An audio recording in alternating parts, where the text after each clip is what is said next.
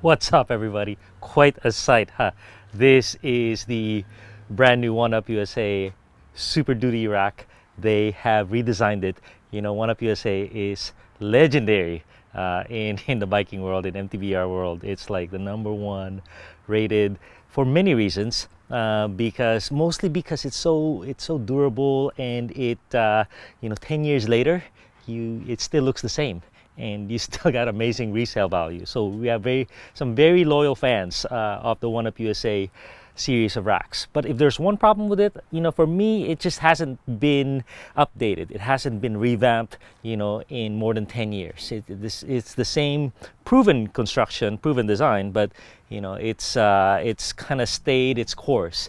And in the ever-changing world of e-bikes, long wheelbase bikes, enduro bikes, it's really started to show its age. For that, they came up with a Super Duty. So a lot of details on this to address the new demands of new bikes. And there's one feature of this bike that I thought it was broken, but it turns out to be the mind-blowing element that's gonna make me wanna just keep this, despite me having all the hitch racks today. The arms are very sturdy. It's like a double-tiered supported design, and now they have a new button that's much better, much stealthier, easier to use.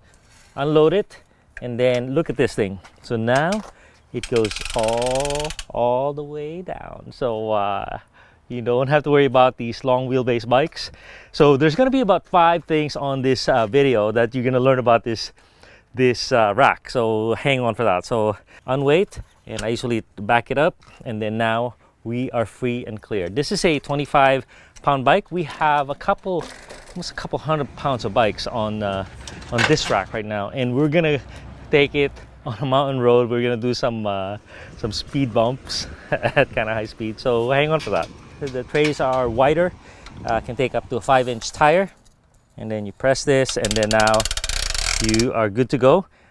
So like I said, this is way more sturdy now. They strengthened this, and they have a different brace at the bottom where it has a lot of load. I unload it.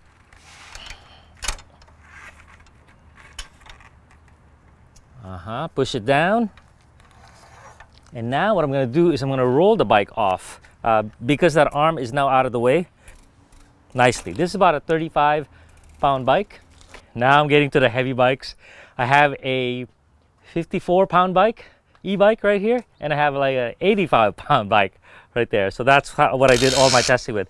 So on your bike situation, there's really never been a tray rack that can carry 4 e-bikes.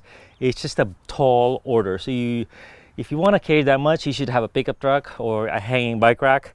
Even then, they're stressed. But this is even more stressed, and the reason is the distance between the last bike and your car is very long.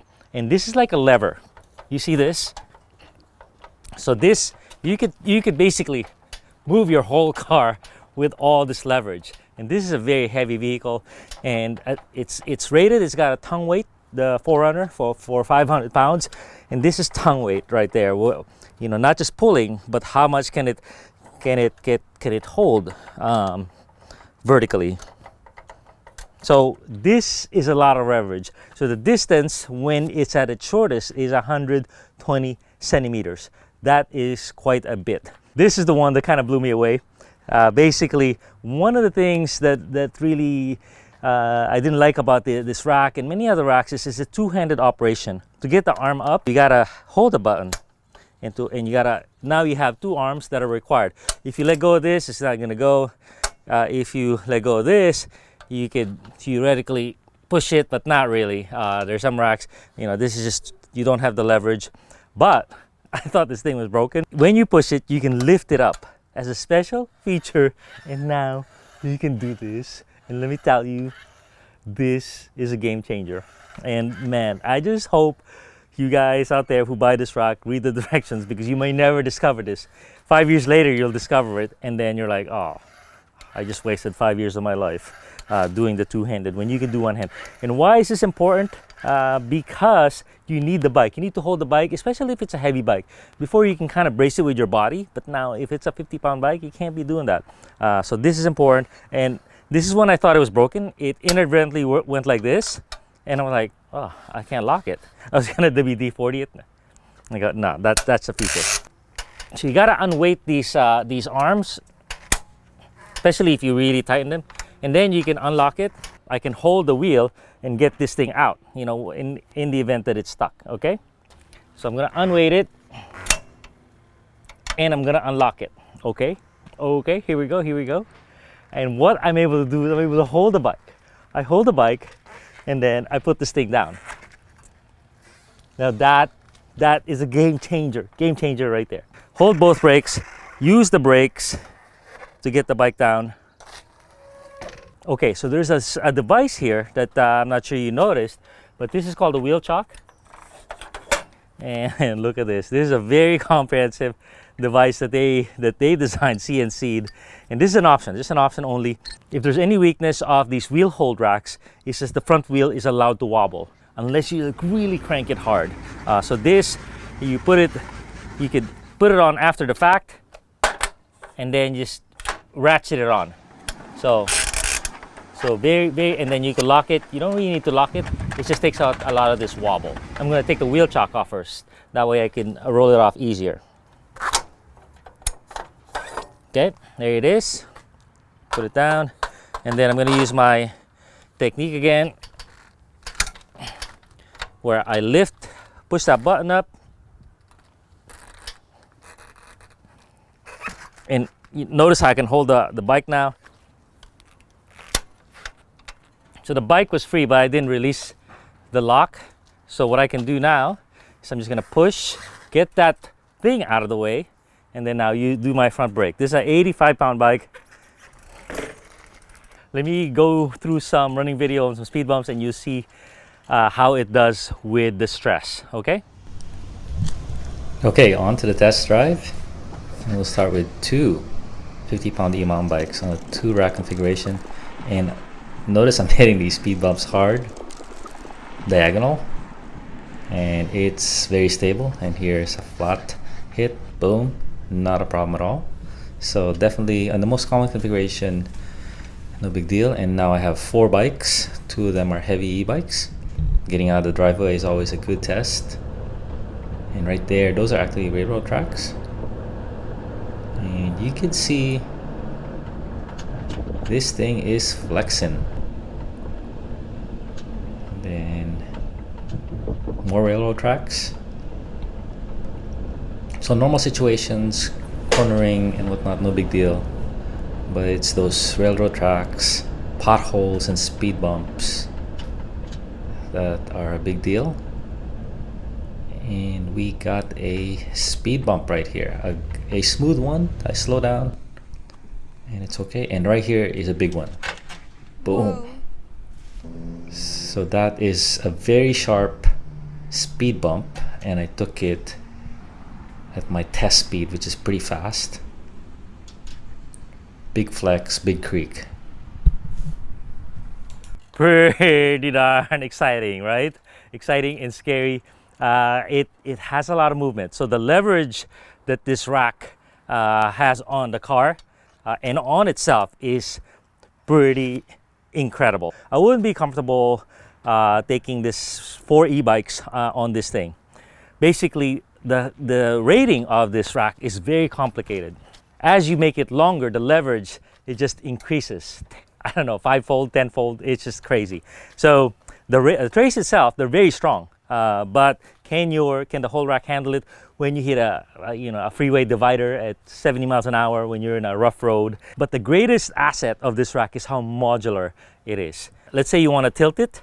It is crazy how to tilt it because the lever to tilt it is way back there. What I had to do is I had to get under here, release it, and then I felt the weight, like 100 pounds or 50 pounds on my back, and I had to go up like that. So I'm not going to do that right now. I'm just going to tell you it's very difficult to tilt it up and down when there's 4 of them, okay?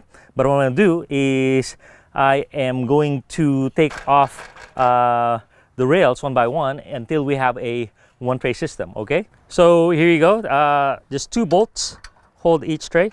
They don't have a very long wrench, but what's kind of cool is you don't have to take out It's a long bolt, very strong bolt.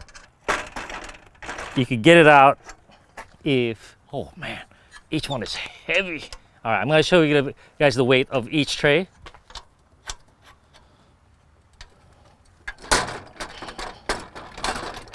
Okay, ooh, it's like a bike, like an e-bike.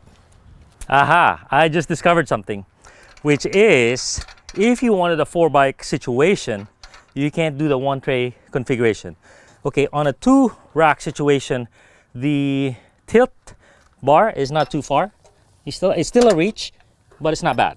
Right there, and then boom, very handsome rack. So another feature that I should talk about is the wheelbase is adjustable. You know, right now it's at a 54-inch wheelbase. You can mount it here, but you can mount these trays farther. So very configurable on the wheelbase, but right now I have it on the narrow configuration. The other core strength of this bike is the distance to your car is very configurable. They have a unique system where the hitch itself has a slot in it, so you could slide this thing you know, closer to your car or farther away from your car, depending on your use case. So this particular rack, the Super Duty and the Extreme Duty, have wider trays now, and they're wider spaced apart.